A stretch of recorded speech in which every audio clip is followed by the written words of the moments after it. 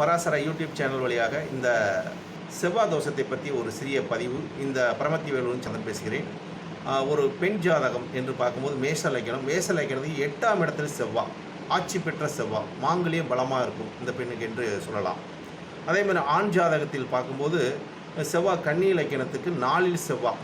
அப்போ இந்த செவ்வாய் இருவருக்கும் திருமண காலத்தில் இவங்க இருவர் ஜாதகத்தை இணைத்து வைத்து இன்று வரைக்கும் இவங்க ஒரு 5 ஆண்டு காலமாக குழந்தையும் பிறந்து சந்தோஷமாக வாழக்கூடிய ஒரு அமைப்பு இந்த செவ்வாய் தோஷம் கொடுத்துச்சு. ஏன்னா ஒரு செவ்வாய் சாதகத்தில் தோஷம் இருந்தாலும் அது எப்படி சந்தோஷம் கொடுக்கும்னா, செவ்வாய் திசை என்பது நடைமுறைக்கு வராமல் இருந்தால் அவங்களுக்கு சந்தோஷம். செவ்வாய் திசை நடைமுறைக்கு வந்துட்டால் அவங்களுக்கு பிரச்சனையை கொடுத்துரும் எந்த ஒரு ஜாதகத்துக்குமே.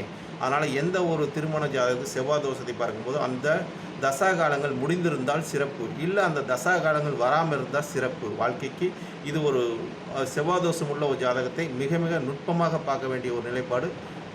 இதை அனைவரும் இதை கடைபிடித்தாங்கன்னா செவ்வாய் தோஷம் என்பது ஒரு தோஷமே, பாதிப்பை யாருக்கும் கொடுக்காது என்ற ஒரு கருத்தை இந்த பராசர யூடியூப் சேனல் வழியாக பரமத்தி வேலூரின் சந்திரன் இந்த கருத்தை பதிவிடுகிற நண்பர்கள். நன்றி, வணக்கம், வாழ்க வளமுடன். மீண்டும் ஒரு கருத்தில் சந்திப்போம்.